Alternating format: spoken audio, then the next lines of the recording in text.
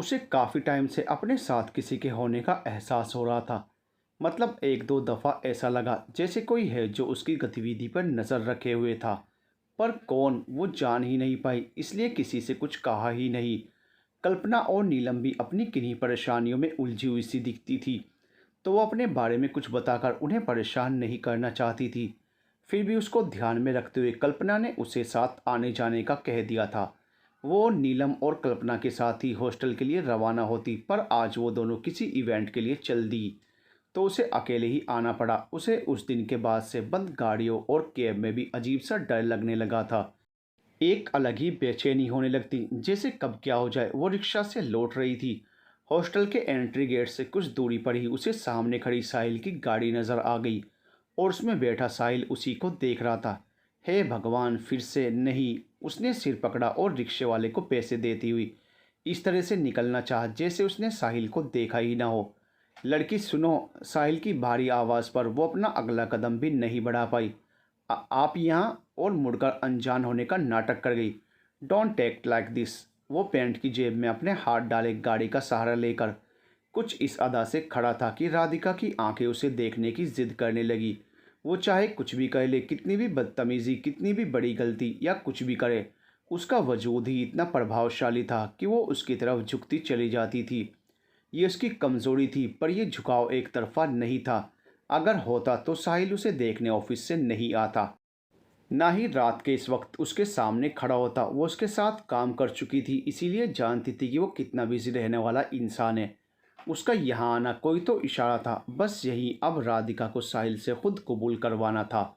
Look, I am here because. Sahil बात करने का ढंग जानता ही नहीं था।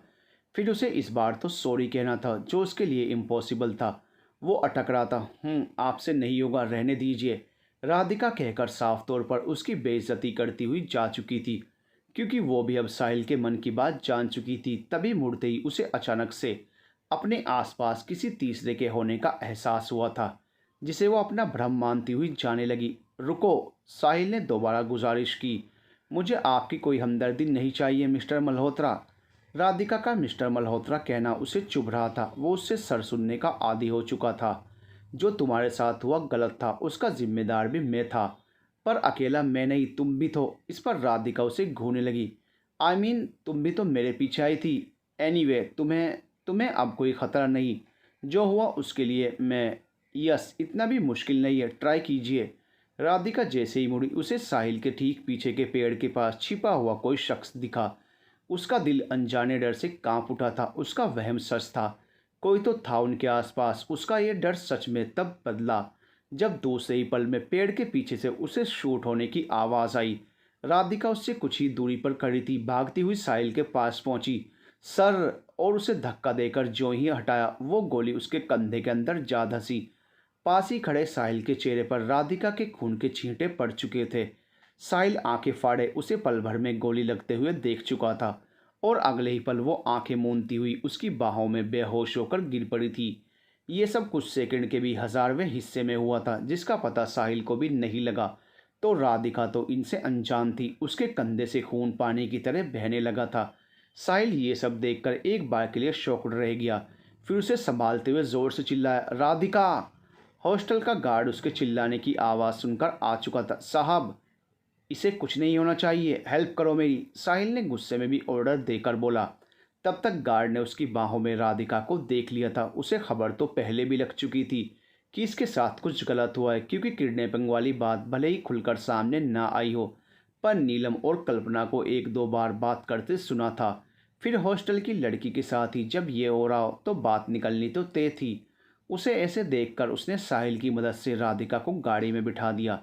यहाँ से कोई भी बंदा जाना नहीं चाहिए। इंस्पेक्टर को मेरे नाम से कॉल करके बुलाकर सब पता लगाइए। जी सर, गार्ड बोला और फ़ोन पर लग गया। नीरज, राधिका के हॉस्टल पहुंचो राइट नाउ, कहकर साहिल ने फ़ोन साइड की सीट पर पटक दिया और राधिका को जगाने लगा। उसे कार भी ड्राइव करनी थी और राधिका को भी संभालना था। वो जल्दी से नीचे उतरा और बोला, समबड़ी हेल्प। वो राह में खड़े किसी भी बंदे को कहने लगा, मेरे लिए ड्राइव करोगे, जितना चाहे पैसा ले लेना। वो आने जाने वाले लोगों से मन्नतें करने लगा था। साहब, ऐसे मत कीजिए, मैं भेजता हूँ अभी किसी को। गार्ड ने ऐसे देखा और किसी को उसकी मदद के लिए भेजा। अब वो पीछे की सीट पर राधिका को लिए आराम से बैठ गया था। उसकी अधखुली आंखें सब देख रही थी, पर साहिल की खुली आंखें उसे इस हाल में देख ही नहीं पा रही थी। वो तड़प कर बोला, please don't close your eyes, stupid girl है। Radhika please don't wake up. वो उसके गाल थपथपाकर बोला। उसे बीच बीच में गाड़ी की रफ्तार धीमी लगती तो भी वह चिल्ला उठता, पहले कभी ड्राइविंग नहीं की क्या? डैम, बस आ ही गया हॉस्पिटल। ड्राइविंग सीट पर बैठा बंदा सख्ते में आ गया था। जल्दी करो, साहिल रौबदार आवाज में गरजता हुआ बोला। वो राधिका को बाहों में लिए इधर उधर घूम रहा था। उसके सफ़ेद कुर्ते की आस्तीन कंधे से उतरकर लटक चुकी थी और लहूलुहान जख्म साफ देखा जा सकता था। साहिल के हाथ उसके कंधे पर थे, जो खून के रिसाव को रोकने की नाकाम कोशिश कर रहे थे। वो बेसुध उसकी बाहों में झूल रही थी और वो खुद कुछ समझने की हालत में नहीं था। कहाँ चले गए हॉस्पिटल के तमाम डॉक्टर्स? आखिर हद में वो फट पड़ा। I need ICU ward immediately, damn it. उसने स्ट्रेचर लाते वार्ड बॉय को लताड़ा तो वह कांप गया। साहिल यूं ही उसे बाहों में लिए ही वार्ड तक चला गया और आवाज़ लगाने लगा, कौन पागल इंसान है जिसे पता नहीं कि वो हॉस्पिटल में खड़ा है? डॉक्टर इमरजेंसी वार्ड से निकलते हुए बोले, doctor I need you, doctor please इसे जल्दी देखिए। उसका भाव ही बदल गया था। ओ माय गॉड, वह खून में लथपथ राधिका को देखकर बोले और फौरन उसे आईसीयू में शिफ्ट किया गया।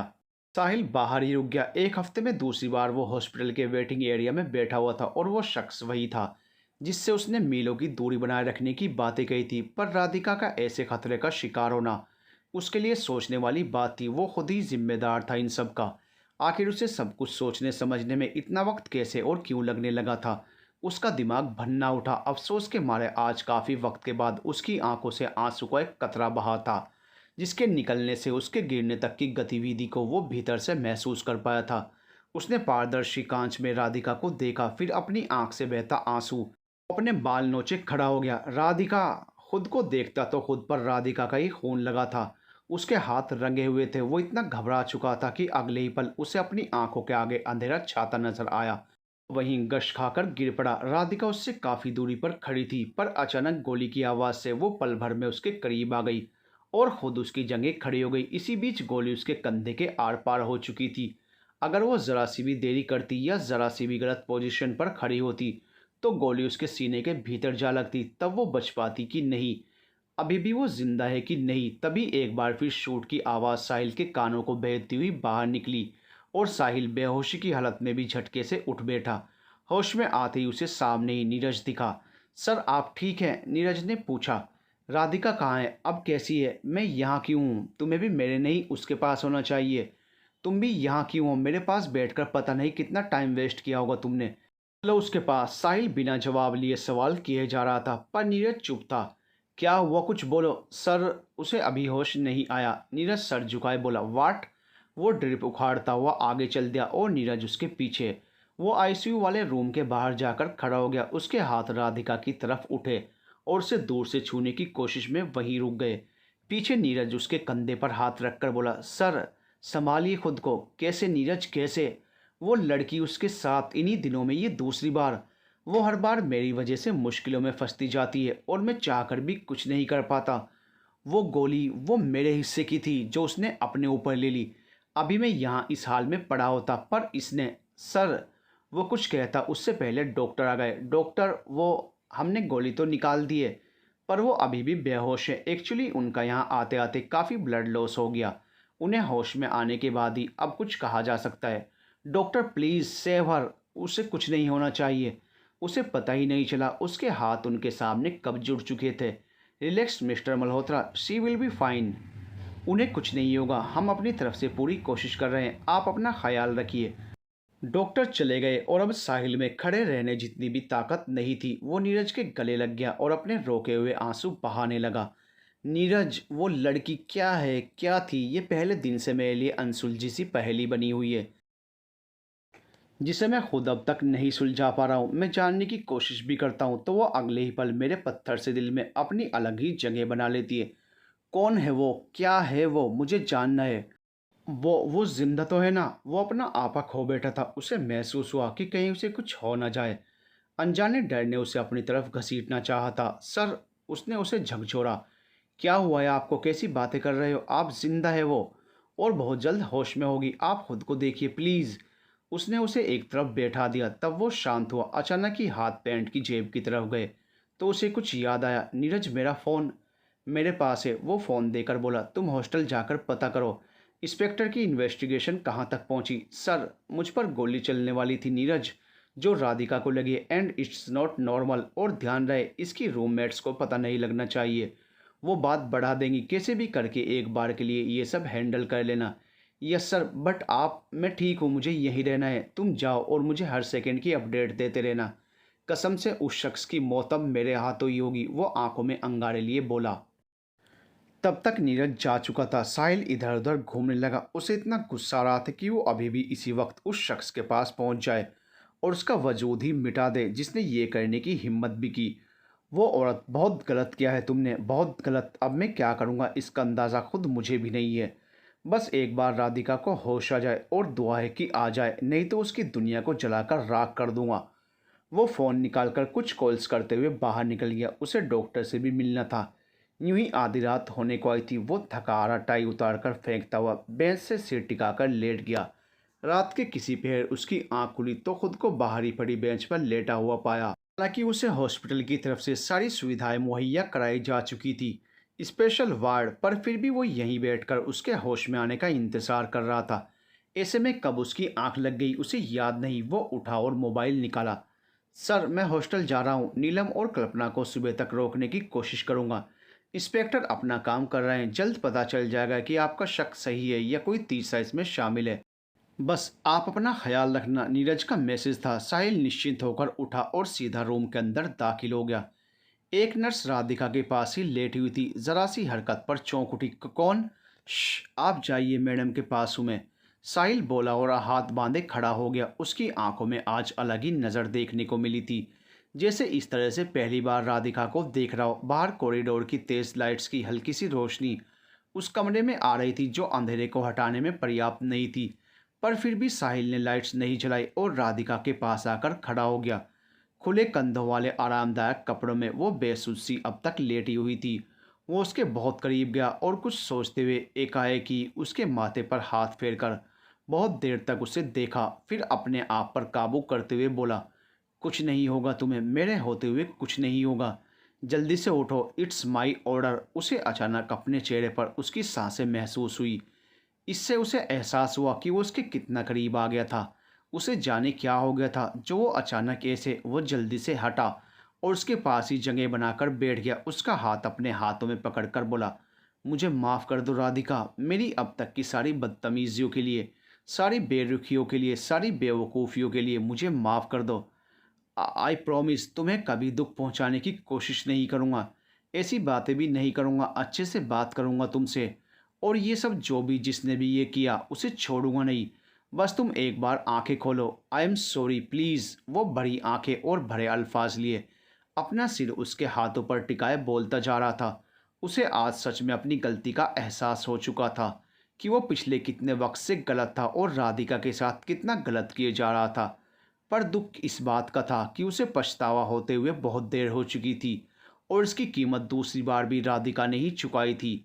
यूं ही सुबह हो चुकी थी और साहिल को होश ही नहीं रहा कि वो इसी तरह लेटा था। राधिका दर्द में कसमसाई। तब उसकी नींद टूटी और वो जगते ही डॉक्टर को बुलाने लगा। स्टेथोस्कोप जैसे ही राधिका के सीने पर रखा जाता, साहिल को गहरी सांसें आने लगती, जैसे खुद को यकीन दिला रहा हो कि वो ठीक है। और आखिर में डॉक्टर ने भी कहकर तसल्ली दे ही दी थी, she is out of danger. Thank you doctor. Sahil उनके गले ही जा लगा। वहीं राधिका अधखुली आंखों से सिर्फ साहिल का चेहरा देख पाई थी। डॉक्टर, ये आप इनके पास रुकिए, ये बिल्कुल ठीक हो जाएंगी। डॉक्टर चले गए तो साहिल को जैसे पल भर का भी इंतज़ार नहीं हुआ। वो फुर्ती से राधिका के गले जा लगा। वो लेटी हुई ही थी और साहिल भी उससे उसी तरह मिल गया।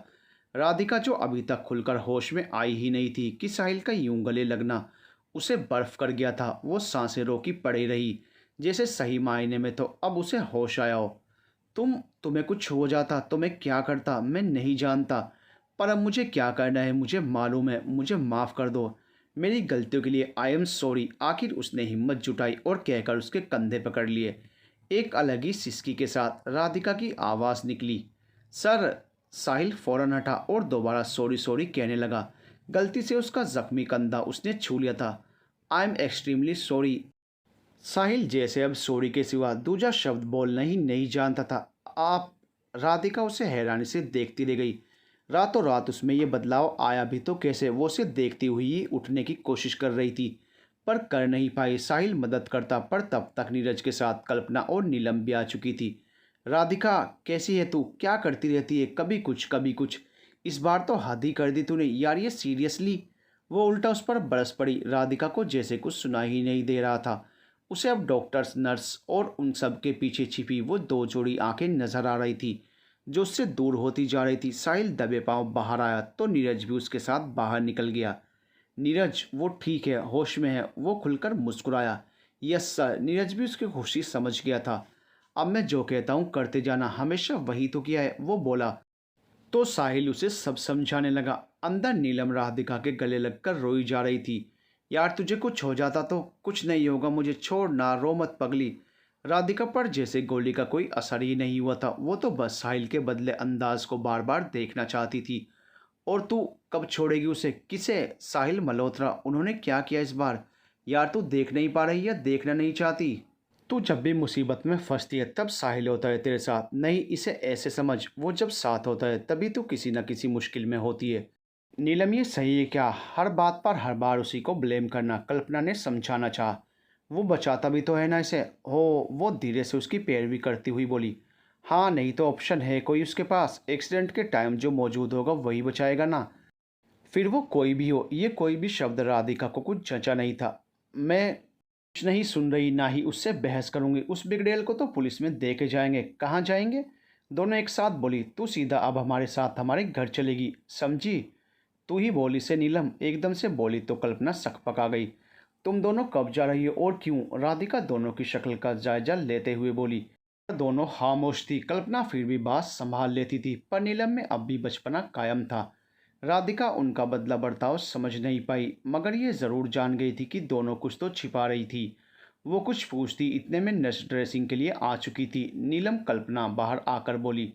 यार क्या कह रही है? तुझे अब घर का माहौल पता है ना? हाँ यार, पर इसे यहाँ अकेले कैसे? उस मिस्टर मल्होत्रा को जानती है ना? मेरा मन नहीं मान रहा उसे ऐसे छोड़ने में। हाँ मुझे पता है यार, अभी उसे हमारी ज़रूरत होगी, पर हमें भी खुद आज ही घर के लिए निकलना होगा। मैंने कुछ सोच लिया है, तू उसके पास बैठ और हाँ ढंग की बातें करना, मैं आती हूँ। नीलम राधिका के पास चली गई तो कल्पना भी साहिल के पास जाने लगी, पर कुछ सोचकर उसने दूर से ही नीरज को आवाज़ लगा दी। आपसे कुछ बात करनी थी। कल्पना समझदार थी, उसी सिचुएशन के हिसाब से फैसले लेने आते थे। वो नीरज से बात करने लगी। वहीं साहिल कुछ ही दूरी पर खड़ा उन्हें देख रहा था। फिर कुछ सोचकर घर के लिए निकल गया। साहिल घर जा चुका था। राधिका के लिए ज़रूरत का सामान लिए वो वापस हॉस्पिटल के लिए निकल गया। हालांकि वो खतरे से बाहर थी, पर फिर भी उसे 42 आवर्स अंडर ऑब्जर्वेशन रखना ज़रूरी था, ताकि गोली लगे जगह का घाव ज़्यादा ख़राब ना हो। तभी उसके पास एक कॉल आई, जिसने उसके चेहरे के भाव ही बदल डाले। What are you sure? Okay, नहीं आज नहीं, उसे कल देखूंगा, फिलहाल बहुत ज़रूरी काम के लिए जाना है। साहिल ने हॉस्पिटल की तरफ गाड़ी बढ़ा दी। वो वहाँ से सीधा राधिका के पास चला गया। नर्स उसकी ड्रेसिंग करके जा चुकी थी। वो भी करवट लिए दूसरी तरफ मुंह किए लेटी हुई, जो कुछ हुआ उसी को दोबारा सोच रही थी। इन सब में उसे साहिल का बदला हुआ रूप बहुत भाया था। उसका दिल शिद्दत से उसी को याद कर रहा था कि काश वो एक बार फिर उसके सामने आ जाए और राधिका बेधड़क उससे नजरें मिलाकर अपने सवालों के जवाब मांग पाए। जाने क्यों वो उसके सामने ज़्यादा देर नहीं रह पाता था। क्या वो जो सोच रही है वही सब सच तो नहीं? पर साहिल है कहाँ? तभी साहिल दबे पांव कमरे में आ चुका था। औपचारिकता के लिए वो ताज़ा फूलों का बड़ा सा बुके लेकर उसकी तरफ आ रहा था। राधिका को अब भी उसके आने का पता नहीं चला था। उसकी नज़र खिड़की पर ही थी। तभी पीले गुलाब की भीनी भीनी खुशबू उसे फील हुई। तब उसने गर्दन मोड़ी। उसके जस्ट पीछे ही साहिल खड़ा था। राधिका उसके चेहरे को, बदले अंदाज वाले चेहरे को आज ही गौर से देख पाई थी। उसकी कंजी आंखें आज उसकी तरफ झुकी हुई थी। करीबियत से पता चल रहा था कि वो अभी नहा कर आया है। उसके हल्के गीले बाल जल्दबाजी में सेट किए हुए थे। आज फॉर्मल के बजाय नॉर्मल से शर्ट में वो बहुत अलग लग रहा था। राधिका की आंखें ही नहीं हिट पा रही थी उससे। साहिल का भी यही हाल था। फिर भी उसने जल्दी से संभल कर गला साफ करते हुए बुके आगे बढ़ा दिया। राधिका उसकी आंखों में देखती हुई हाथ बढ़ा चुकी थी। तभी अनजाने में उसने बुके की जगह उसके हाथ को पकड़ लिया। एक दूसरे की छुअन महसूस होते ही दोनों की नज़रें एक बार के लिए मिली थी, फिर जल्दी से दोनों अलग हो गए। साहिल उससे दूरी पर खड़ा हो गया और राधिका बुके के पीछे बुके में पीले गुलाब लाने का मकसद सोचने लगी। मतलब साहिल को अब अपनी गलती का एहसास था और अब वो शायद उससे दोस्ती का हाथ बढ़ाना चाहता था, तभी वो उसके लिए पीले गुलाब लाया था। तो साहिल कुछ कहता उससे पहले ही राधिका बोली, फ्रेंड्स। साहिल भौचक्का सा उसे देखता रह गया। तभी दूसरे ही पल राधिका ने बुके के बीच में छिपाई चिट साहिल के सामने कर दी और उसने सिर पीट लिया। गोश, ये नीरज का ही काम हो सकता है, उसे भेजना ही नहीं था बुके लाने। खैर शुक्र है लाल गुलाब नहीं लाया, फिर भी इसमें बुराई ही क्या है। राधिका के साथ मेरी वजह से कितना कुछ बुरा हुआ है, मेरी हर मुसीबत को उसने अपने ऊपर लिया है। मुझे अपना ईगो एक बार के लिए छोड़ना, ओके छोड़ना बहुत बड़ी बात है, एक तरफ तो रख देना चाहिए एटलीस्ट। अब हम दोस्त तो बन ही सकते हैं। साहिल के दूसरे मन ने राय देनी चाहिए, वो सोचते हुए उसके ठीक सामने बैठ गया। सॉरी, उसके मुंह से हवा में उड़ते हुए शब्द निकले। आवाज़ इतनी धीमी थी कि राधिका तक पहुंची ही नहीं। अगले ही पल साहिल को जाने क्या सूझा, वो तुरंत ही बोला, आई एम सॉरी राधिका। राधिका उसके सॉरी से ज़्यादा उसकी शक्ल को देखती रह गई, जैसे ये लफ्ज़ उसी ने बोला है या कोई और भी यहाँ है। साहिल भी झेंप गया था। क्या बोले आप? सॉरी, उसने दोहराया, पर राधिका ने अब भी नाटक करते हुए कहा और अपने कान खुजाने लगी। फिर से कहिएगा, मेरे कानों को ये सुनने की आदत नहीं। I said I am sorry. वो भी बोलता जा रहा था, दिल से कह रहे हैं, उसने सर्द आवाज में कहा। तो उसकी नज़र उसकी तरफ उठी और ठहर सी गई। लुक, मुझे जब तक कोई बात रियलाइज़ नहीं होती या मेरा ज़िद्दी दिल जिसके लिए इजाज़त नहीं देता, तब तक मैं कहता ही नहीं। यू नो, उसने सटीक जवाब दिया। मैंने तुम्हारे साथ गलत किया, पर तुमने मुझे प्रोटेक्ट किया। मुझे गलती का एहसास हो चुका है। मैं अपनी कॉम्प्लिकेटेड लाइफ में इतना बिजी हो गया था कि समझ ही नहीं पाया कि तुम्हारे साथ गलत कर रहा हूँ। खैर, मुझे मेरी गलती सुधारने का एक मौका दो। कैसे? तुम इन्हीं दिनों में दूसरी बार तुम पर अटैक हुआ है। तुम सेफ नहीं हो, तुम्हें हॉस्टल ना जाकर मेरे साथ चलना होगा, मेरे घर। उसने आदेशात्मक लहजे में कहा। नहीं मिस्टर मल्होत्रा, मैं यूं ही आपके घर नहीं रह सकती। तो कैसे रहेंगी आप? वो उसी के लहजे में बोला। मेरी भी सेल्फ रेस्पेक्ट है और आप ऐसे ही हर किसी को अपने साथ ले चलेंगे अपने घर? शट अप यू डैम, हर कोई नहीं हो तुम। आई मीन मेरी वजह से ही तो तुम ये सब फेस कर रही हो। अब इससे ज़्यादा कुछ गलत होने का वेट मैं नहीं कर सकता। तुम मेरे साथ चलोगी, दैट्स फाइनल। राधिका का इरादा बदलते देख साहिल फौरन कुछ कुछ सोचता हुआ बोला, ओके, मेरे पास एक ऑफ़र है। कैसा ऑफ़र? तुम ऑफिस में काम करती थी, घर पर भी वैसे वर्क फ्रॉम होम अब भी कर सकती हो। नीरज तुम्हारी हेल्प करेगा एंड जो भी पेमेंट होगा वो तुम्हें सैलरी में मिलेगा, उससे डिडक्ट करके मैं तुम्हारा किराया जमा कर लूँगा।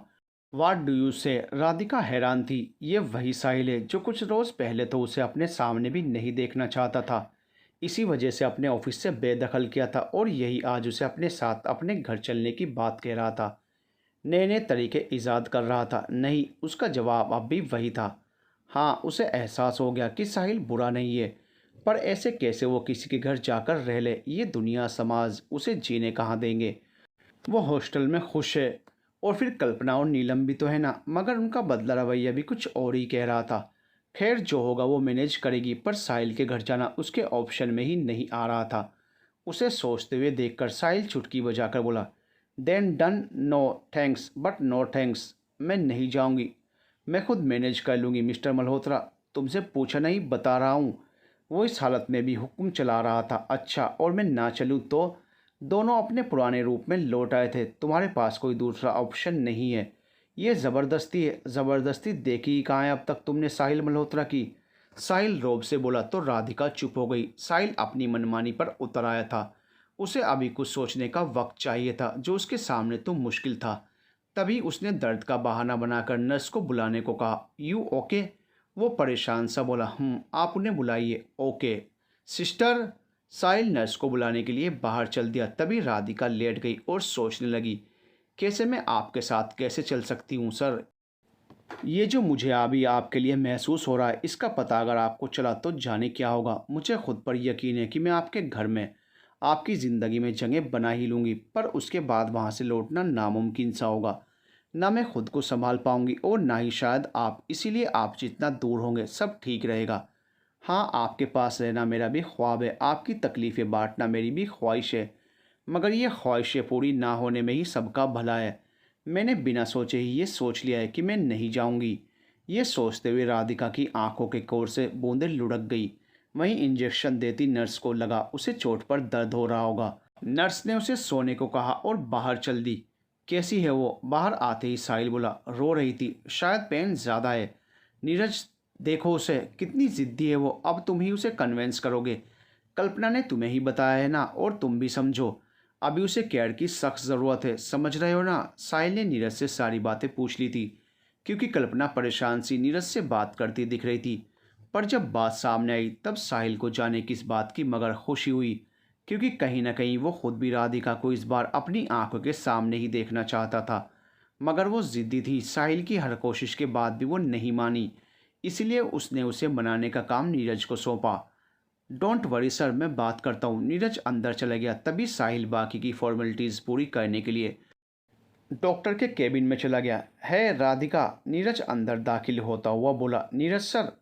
वो उसे देखकर बैठने की कोशिश करने लगी। अरे नहीं सर नहीं, हम तो फ्रेंड्स हैं ना। नीरज पास पड़े बोके को देखकर बोला और मुस्कुराया। राधिका भी मुस्कुरा दी। राधिका, पुलिस इन्वेस्टिगेट कर रही है, बट तुम्हें सिक्योरिटी की ज़रूरत है। गोली लगना आम बात नहीं है, समझ रही हो ना? उसने बात की शुरुआत करते हुए कहा। मैं भी यही सोच रही थी कि कौन है जो सर को हम पता लगा सकते हैं। कैसे? आई थिंक तुम्हें सर के साथ उनके घर आने वाला ऑफ़र एक्सेप्ट कर लेना चाहिए। वो क्यों? फिर हम साथ काम करेंगे। साहिल सर खुद बहुत टेंस्ड हैं, हमें पता लगाना चाहिए और तुम्हारा ख्याल भी रख लेंगे। राधिका को ये बात सही लगी, पर अचानक कल्पना और नीलम का ख्याल आया। नहीं, मैं हॉस्टल में ही रहूँगी। राधिका, कल्पना जी से मेरी बात हुई थी। वो गंभीर होकर बोला। उनकी इंगेजमेंट होने वाली है? वाट? किससे? कब? वो पूरी तरह शॉक्ड थी। इतना नहीं पता, बट कोई फैमिली इश्यू है जिसे वजह से जल्दबाजी में ही। पर वो तो, राधिका कुछ सोचने लगी। उन्होंने ये तुम्हें बताने को कहा था, क्योंकि वो दोनों शायद अब तक निकल चुकी होंगी। कहाँ? अपने घर। ओह, तभी नीलम घर जाने की बात कैसे कर रही थी। बट मुझे बात करनी है उन दोनों से। वो ऐसे कैसे? राधिका, जब खुद की लाइफ उलझी हो तब दूसरों से बात करना, उन्हें बताना, समझना, समझाना एक बार के लिए मुश्किल हो जाता है। उन्हें टाइम दो। नेक्स्ट वीक में उनकी इंगेजमेंट में मैं खुद तुम्हें ले चलूँगा, उसने संजीदगी से कहा। प्रॉमिस? वो आंखों में चमक लेकर बोली। नो, पहले तुम वादा करो मेरे साथ चलोगी। सर बुरे नहीं है, मैं दोबारा कह रहा हूँ।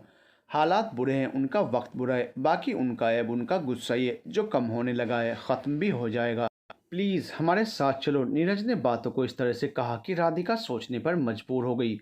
वो सोचने लगी, मैं मेरे साथ रखने की बात नहीं कह सकता, क्योंकि मैं खुद अकेला रहता हूँ। इससे तुम या मैं दोनों ही अनकंफर्टेबल फील करेंगे। तुम सर के दूसरे फ्लोर या अलग क्वार्टर में रह सकते हो, पूरा स्टाफ है, बेफिक्र होकर रहना। यकीन मानो, सर को समझने की कोशिश तो करो। इतने मुश्किल भी नहीं है वो। राधिका बातें सुनकर ही रहने का मन बना चुकी थी, पर फिर भी नीरज ने उसे सोचने का वक्त देकर कुछ देर अकेला छोड़ दिया और बाहर निकल आया। उसके पास पूरी रात का वक्त था सोचने के लिए। मैं वहाँ कैसे रह सकती हूँ? क्या ये सही होगा? पर गलत क्या है इसमें? वो कोई गलत शख्स थोड़े हैं, तो खुद ही याद करके देख ले। क्या कभी कुछ गलत करने की कोशिश भी की है उन्होंने? हमेशा तुझे बचाया ही तो है, तुझे वहाँ सुरक्षित महसूस होगा। चल, फिर भी ना हो तो अगले रोज़ ही लौट आना। वो भी पछतावा करने चाह रहे हैं, तो उन्हें एक चांस तो देना ही चाहिए। आखिर उनकी वजह से ही तो ये सब हुआ है। कुछ ही वक्त में तेरी ज़िंदगी क्या से क्या बना दी उन्होंने। यूँ खुलेआम गोली लगना कहाँ आम बात है। भगवान ना करे तुझे कभी कुछ हो गया तो कोई संभालने वाला भी नहीं होगा। कल्पना और नीलम तो उसे पराया करके यूं चली गई। हाँ, उनका भी तो जवाब मांगना बाकी है। कुछ भरोसेमंद बंदा है, वो मदद करेगा मेरी। साहिल के बारे में सब कुछ जानने की जो मंशा तूने बना रखी थी, अब उसके बारे में क्या ख्याल है? हाँ, जानना तो है ही उसके बारे में। तो यहाँ से क्या जान पाएगी? उसके साथ रहकर उसके घर में जाकर पता लग पाएगा ना। क्या पता वो इंसान बन जाए तेरे साथ रहते रहते। फिर इस सोच पर ही खुद को हंसी आती, तो गंभीर होकर बोली, क्या ही पता इंसान न बनकर वो तेरा कुछ और ही बन जाए, और तू उसकी। तेरे दिल में तो उसके लिए जज्बात बहुत पहले से ही थे। करीब रहने से अब उन्हें हवा मिलते ही वो सांस लेने लगेंगे। तो क्या करेगी बता? राधिका हूँ मैं। मुझे खुद को और अपने जज्बात को काबू में करना बखूबी आता है। इंसान के हाथ में ही है बहकना और संभलना। मैं अपनी लिमिट्स जानती हूँ और उन्हें भी याद दिलाती रहूँगी। बाकी वो भी इतने सख्त रफ टफ दिखते हैं, क्या ही असर हो पाएगा उन पर। खैर, मुझे इन सबसे ऊपर खुद के बारे में सोचकर जाना चाहिए। मैं कौन सा मुफ्त में रहूँगी? बाकायदा काम करके पैसे जमा कराऊँगी। बस मैं जाऊंगी, मैंने तय कर लिया है। तमाम अनकहे सवालों के अनसुने जवाबों से जूझती हुई राधिका ने गहरी सांस ली और आंखें मूंद ली। वो इन सब के बारे में सोचते सोचते थक चुकी थी। बाहर साहिल भी यही सोच रहा था कि कल डिस्चार्ज मिलने के बाद जाने उसका फैसला क्या होगा। होप कल सब मेरे अकॉर्डिंग ही हो, वरना मैं जो करूं उसे शायद ही पसंद आए। वो कुछ सोचते हुए बोला और वही वेटिंग एरिया में लेट गया। यूं ही दोनों नींद के आगोश में चले गए। अगली सुबह नर्स ड्रेसिंग करने आई। तभी उसे बता दिया गया था कि उसे आज डिस्चार्ज कर दिया जाएगा। हालांकि उसे अब भी काफ़ी पेन था, मगर वो अब ज़्यादा दिन हॉस्पिटल भी तो नहीं रुक सकती थी। हालांकि पैसे उसके नहीं लग रहे थे, मगर फिर भी उसे जाना था। नर्स ने पट्टी बदलकर उसके घाव को साफ तो किया था, पर उसकी आंखें पनीली होने लगी। तभी पीछे से डॉक्टर आते हुए दिखे। उनके पीछे ही धुंधली आंखों से साहिल आता दिखा। उसके बिखरे बाल और अस्त व्यस्त हुलिया बता रहा था कि उसकी रातें भी हॉस्पिटल में ही कटती थी। तो फिर वो कभी उसके पास क्यों नहीं आता था। राधिका इसी सोच में उसे देखती रही। I said how are you miss Radhika. Doctor ने उसकी तरफ से जवाब ना पाने पर अपना सवाल दोहराया। हाँ हाँ, मैं ठीक हूँ।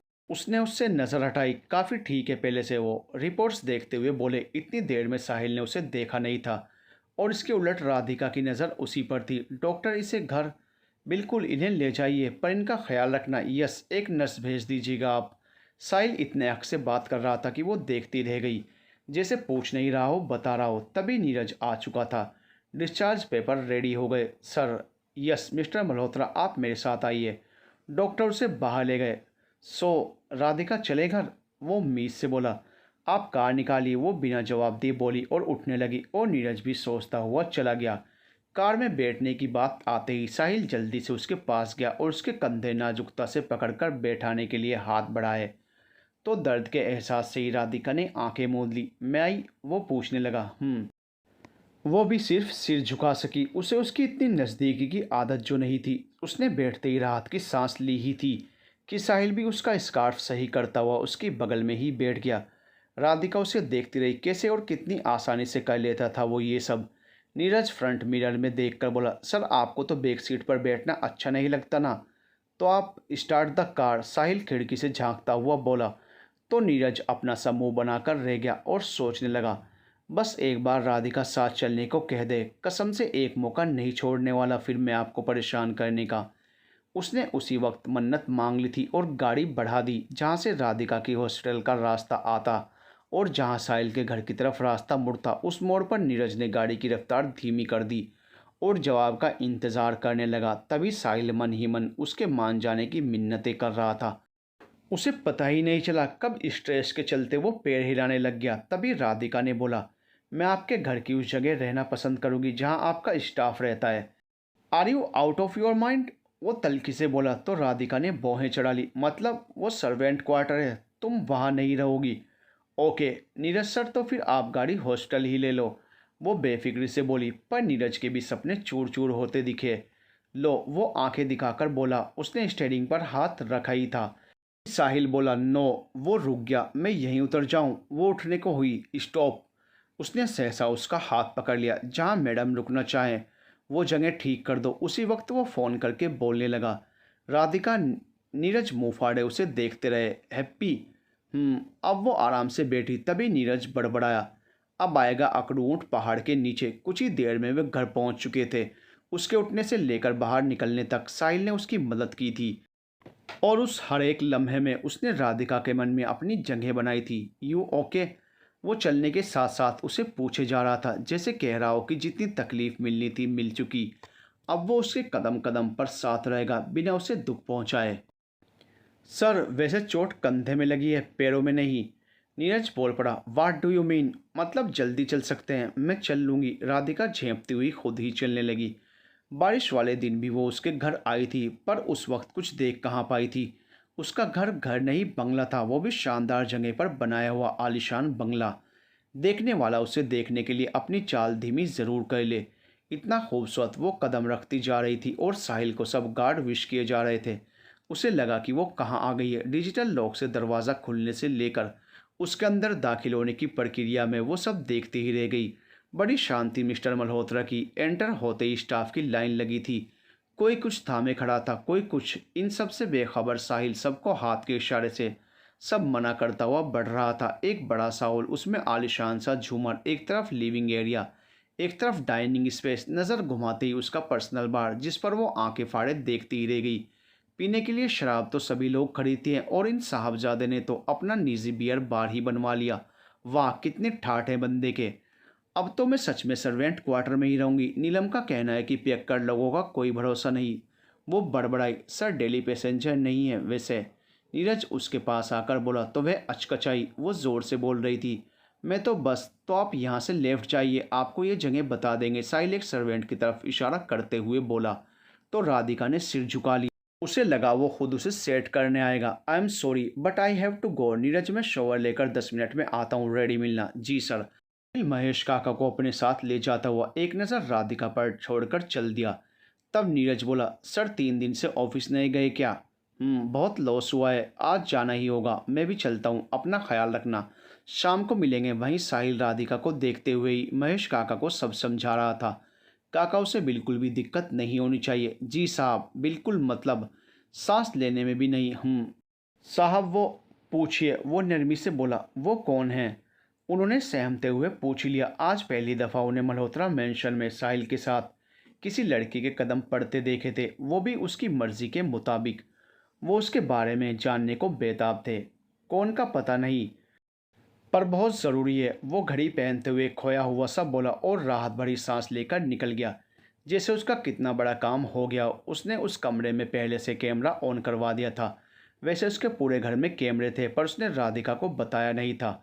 उसके इरादे बिल्कुल गलत नहीं थे। वो बस उसे नज़र में रखना चाहता था। उसे हिलने डुलने या उठने में भी परेशानी आती तो वह ऑफिस में बैठा भी कॉल करके सबकी क्लास ले लेता। उसने नर्स को भी यही कहकर हायर किया था, पलक भी नहीं झपकनी चाहिए तुम्हारी, जितना चाहे पैसा ले लेना, मगर मैडम को परेशानी होते ही तुम्हारी छुट्टी। साहिल का रो भी अलग था और राधिका मिडिल क्लास लड़की थी। वो तो ये सब देखकर पागल हो गई। फिर सर्वेंट ने उसकी खातिरदारी से सारे होश उड़ा डाले। उसे सांस लेने का भी मौका नहीं दिया। कभी सूप, कभी जूस, कभी कुछ। अब वो समझी कि वो यहाँ उसे क्यों लाना चाहता था। खैर, उसके लिए अभी यही सही था। उसे अपने फैसले पर अब अच्छा महसूस हुआ था। आखिर वो थककर सो गई और देर शाम जगी। नई जगह, नया माहौल, शांति इतनी कि उसकी सांसों की भी आवाज़ सुनाई दे रही थी। कोई शोरगुल वाला था ही नहीं इधर, और था भी तो वही एक तूफान था जो आता तो सबको अपनी चपेट में ले लेता और जाता तो सबको बिखेर कर चला जाता। इसका मतलब साहिल ऑफिस से अब तक लौटा नहीं था। उठी और फ्रेश होने चली गई। इतना हाई फाई वॉशरूम उसने फिल्मों में ही देखा था। न जाने क्या करता हुआ साहिल इतने पैसों का। घर के अंदर दाखिल हुई तो नर्स उसके पीछे पीछे चल दी। राधिका को अजीब लग रहा था, पर वो कुछ नहीं बोली और चुपचाप चलने लगी। भीतर आकर देखा तो किचन में आहट हो रही थी। कुछ स्पेशल बनना था। साहिल सर ने फ़ोन करके फरमाया था। वो सबको देख रही थी। सब कितने तन्मयता से अपना काम कर रहे थे। कुकिंग कैश और ग्लव्स पहने शेफ, उसके लिए सब देखने लायक था। उसे देखते ही सब रुक गए। मैडम आप यहाँ? महेश काका ने देखते ही कहा। कुछ चाहिए था? नहीं नहीं, मैं यूं ही आ गई, बहुत आराम कर लिया तो अब ज़रा सोचा बाहर निकल जाऊं। रजनी बेटा, मैडम को बाहर ले जाओ। जी। एक उसकी हमउम्र लड़की उसके सामने खड़ी थी, जो उसे घर दिखाने के बहाने बाहर ले आई। उसने सुबह के बाद से पहली फीमेल सर्वेंट देखी थी। तुम? मैं रजनी, महेश मेरे बाबा हैं। ओह, तुम्हें सुबह नहीं देखा था। उसे उस पर शक हुआ। हाँ, मुझे अभी से रखा गया है। आप ही हैं क्या राधिका मैडम? जी, पर रुकिए, मैं आपके लिए कुछ खाने को लाती हूँ। अरे पर, वो उसे रोकती हुई कहने लगी, पर वो चली गई थी। राधिका सोचती रह गई, ये साहिल का कौन सा रूप है जिसमें वो किसी की इतनी फिक्र करता है कि उसकी निजता का ख्याल रखते हुए उसने पूरे मेल स्टाफ में एक फ़ीमेल स्टाफ उसी के लिए बुलाया, ये जानते हुए कि उसे खुद लड़कियों से कितनी चिढ़े। भगवान ही जाने क्या है ये बंदा। वो सिर पकड़े बैठ गई। तभी साहिल का आना हुआ। क्या हुआ तुम्हें नर्स? जी सर। यूँ? अरे रुकिए, मैं ठीक हूँ, बिल्कुल ठीक, इतना ओवर रिएक्ट करने की ज़रूरत भी नहीं। राधिका चिढ़ चुकी थी। और नहीं तो क्या, नीरज बगल में खड़ा बोला। साहिल ने उसे घूरा। मैं यूं ही नहीं बैठ सकती क्या? आप बिना थोड़ा डेली सोप कम देखा कीजिए। वो बेफिक्री से बोलती हुई चली गई और बाकी सब उसे देखने लगे। वो पहली थी जो साहिल के सामने बोल सकती थी और बेधड़क बोल सकती थी। आप सब काम कीजिए अपना। वो झेंपता हुआ चला गया। डिनर के वक्त एक कुर्सी पर बैठी वो सबको देख रही थी और सब उसे जैसे वह किसी अन्य ग्रह से आई हो।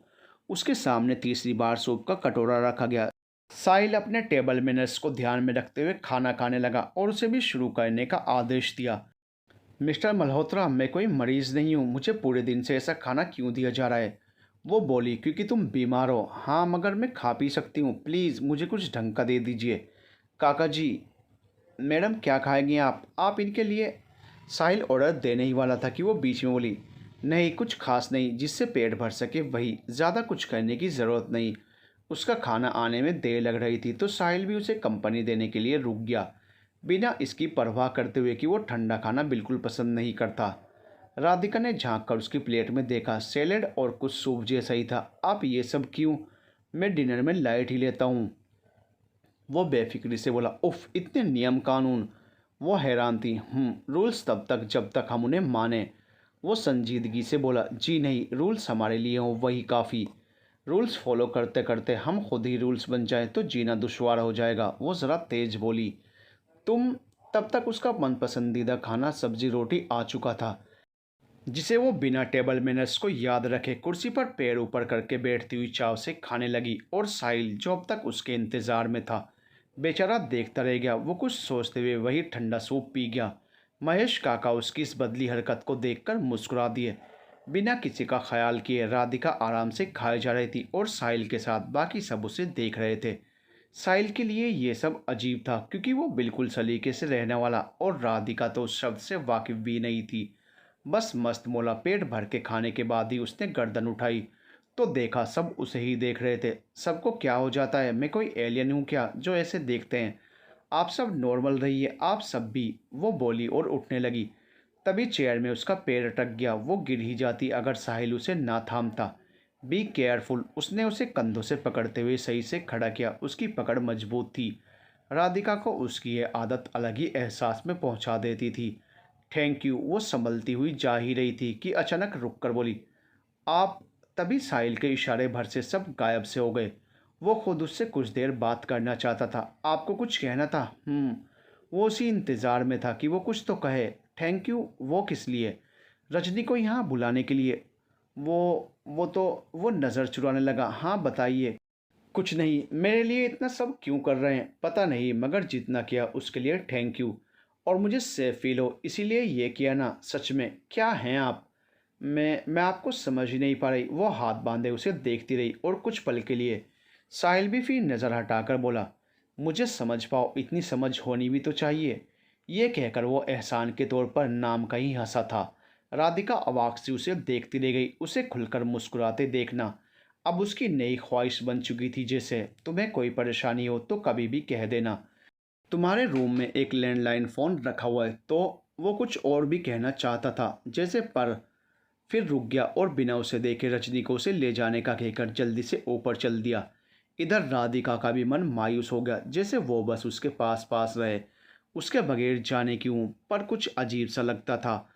वो भी उसे जाते हुए देखती रही। रूम में दाखिल होती हुई वह कुछ सोचते हुए आईने के सामने बैठकर उलझे बालों को सुलझाने लगी। वो चेंज करने के ख्याल से वॉशरूम में चली गई। ये सारी गतिविधि साहिल अपने टैब में देख रहा था। उसे राधिका को देखना सुकून पहुंचा रहा था, पर दिल के किसी कोने में गिल्ट भर रहा था कि वो उसे चुपके चुपके कैसे देख सकता है। एक लड़की की निजता का भी तो सवाल है। तभी दिल का मासूम कोने की आवाज़ आई।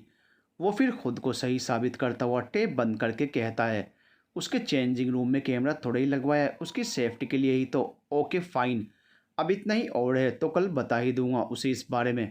कुछ सोचता हुआ उठा और ड्रॉअर से सिगरेट का पैकेट निकालकर ऑफिस की फाइल्स में बिजी हो गया।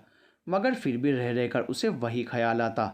जब वो गाड़ी में बैठ रही थी तब उसके कंधे को पकड़कर बैठाना, जब वो लड़खड़ाकर गिरे तो उसे मजबूत हाथों से संभालना, ये सब उसके लिए पसंदीदा काम बनने लगे थे। जैसे वो खुद को बिजी करना चाहता था, जिस वजह से एक दो क्लाइंट से कॉन्फ्रेंस कॉल भी करने लगा, पर फिर भी ध्यान उसी बंद पड़े टैब की तरफ ही जा रहा था।